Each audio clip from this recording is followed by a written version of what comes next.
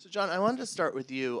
In 2006, there was this movie that came out that you made for $120,000 once, and it became a global phenomenon. And we talked actually a few weeks ago. You were in Dublin, where you live, and you said that Yeah. you had the idea for Begin Again back then when you were rapping once, but you wanted to wait before you started it. Is that right? Yeah, I did a little bit actually. I wanted to sort of wait so that the two things weren't kind of following each other directly, for fear that I'd just become the music guy, which is what has happened anyway. So waiting did nothing for that. But yeah, I wanted to sort of wait until the story was ready, and actually it's interesting. The music industry has changed so much even since then that it helped the story in terms of sort of just.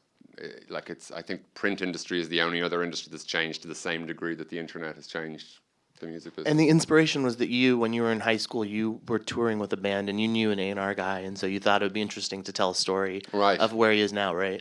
I knew a bunch. I was in a band after I left high school. Yeah, and I met a bunch of A&R men who were all over in Ireland looking for the next U2, which we weren't, unfortunately.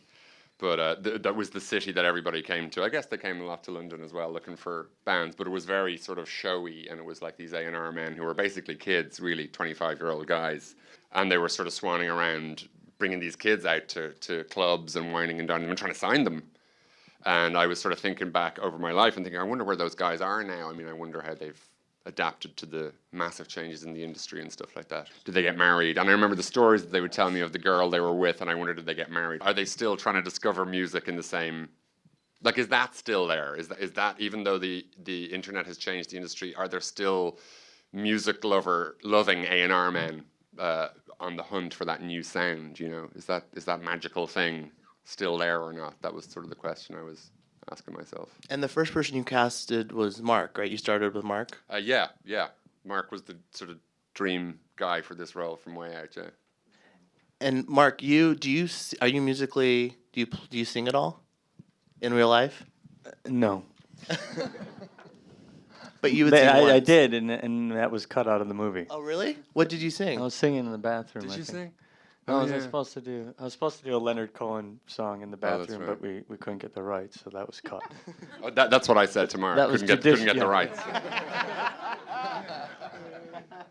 Thanks, man. And Keira, had you sung before, like in public before? I did a film years ago called The Edge of Love where, I sung a bit in that, but it was sort of like a very 1940s kind of theatrical thing, so very different. And but not really, no. Yes and no. That doesn't really answer your question, does it? Yes, I had sung before. Did you take lessons? For this, they very kindly got me some lessons with a very lovely man called Roger Love, who we sat down and we did lots of scales. Because a lot of the songs weren't like the lyrics or something weren't written until like a couple of days before we got into the studio, so we didn't actually have like the songs to sort of figure out until we really got there.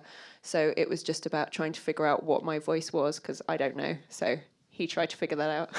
None of us knew. It was kind of funny actually, because we were in the. It's quite funny when Keira went into the recording, because none of us really knew how this was going to work, and she went in and sang the first few lines, and we were all sort of had a big sigh of relief of like, this is a lovely warm voice and we can totally make this work. Adam, this was before American Horror Story for you, right? John, when John called you, you hadn't done any acting before. Yes. And did you take acting classes? No. So how did you... I mean, I had tried to take...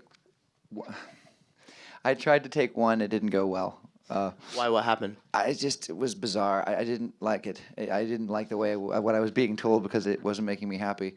But that's a whole other conversation I don't want to have. So I just thought that I would pretend that I knew what I was doing and hope and pray that it worked, because these people are all very, very talented. So Mark's shaking his head because he's angry with me. But yeah. So easy for some people. No, it's really not, actually. She made me look good, is the answer. But no lessons, actually. That's the answer. And James, you are Into the Woods, right? Yes. So you've been a singer for quite some time. I'm a professional singer. It's my trade. I'm joking. I'm not at all. I've always wanted, like, I have a theory that all actors want to be rock stars and all rock stars want to be actors, and I spent my whole school life forming boy bands. I was in a boy band called Insatiable.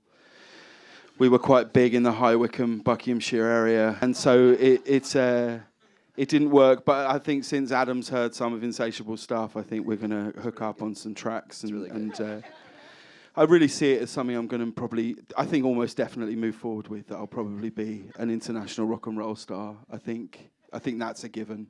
You know, yeah. Well, I look forward to that. Thanks, man. Yeah. Cheers. I appreciate the support. Yeah, it's all right. We're doing. Yeah, it's a big surprise, but I can share it with you guys, right?